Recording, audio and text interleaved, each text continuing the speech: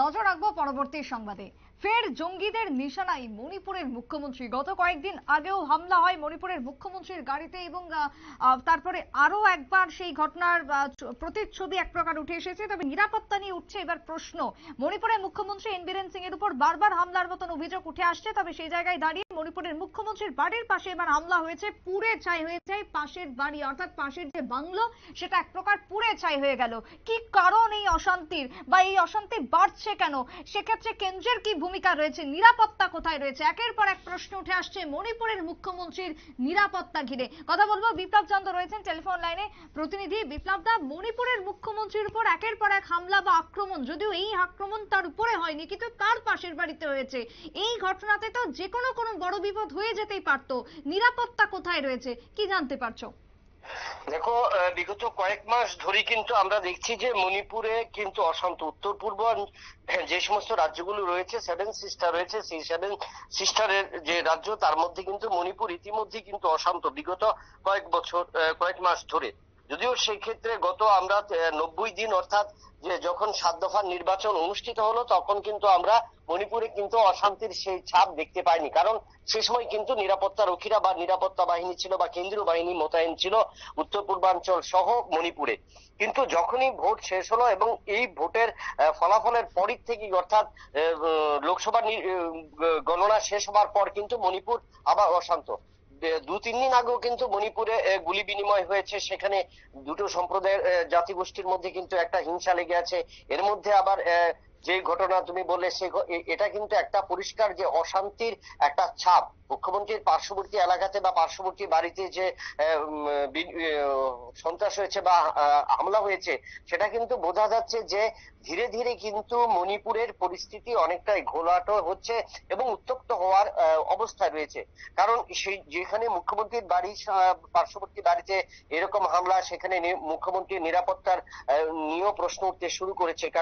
কারণ যেখানে প্রত্যেক রাজ্যের মুখ্যমন্ত্রীদের আমরা দেখি যে একটা ক্যাটাগরি বা বিভিন্ন যে ক্যাটাগরিতে তারা থাকে বা সেই সমস্ত ক্যাটাগরি অঞ্চলগুলিতে কিন্তু নিরাপত্তার অনেকটা বেষ্টনী থাকে। কিন্তু এই নিরাপত্তা বেষ্টনীর মধ্য দিয়ে কিভাবে এভাবে ঘটনা ঘটলো তা কিন্তু একটা প্রশ্ন চিহ্নের মুখে।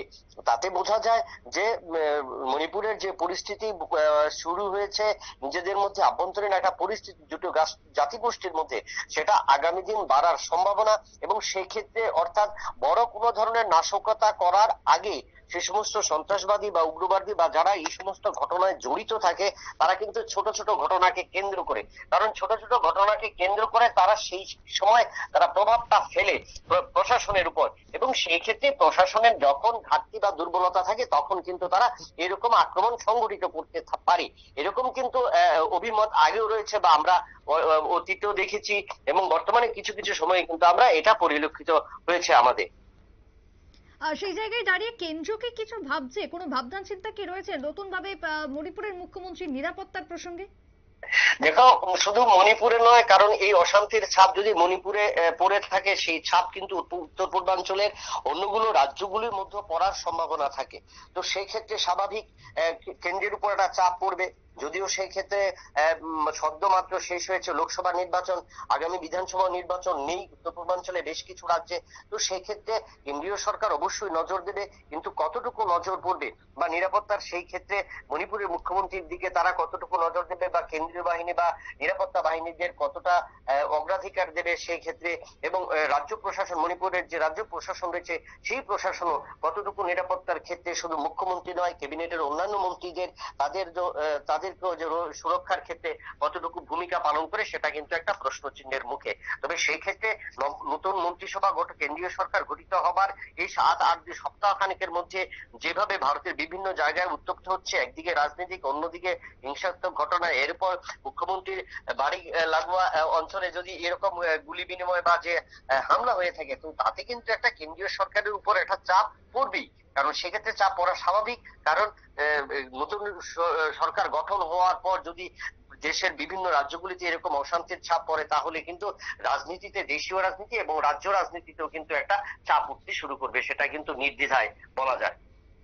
একেবারেই তাই। ধন্যবাদ বিপ্লব দা তোমায়। অর্থাৎ জঙ্গি হামলা আরো একবার এবং সেই সাথে নিরাপত্তা নিয়ে প্রশ্ন। তবে শুধুমাত্র মণিপুর নয়, এই ধরনের হামলা যদি চলতেই থাকে তাহলে গোটা উত্তর পূর্বের জন্যই একটা প্রশ্ন এবং উত্তর পূর্বের জন্যই একটা নিরাপত্তা নিয়ে চিন্তিত রয়েছেন বিভিন্ন মহল, সেই বক্তব্যই উঠে আসছে। ছোট্ট একটা বিরতির পর ফিরে আসবো, সঙ্গে থাকুন।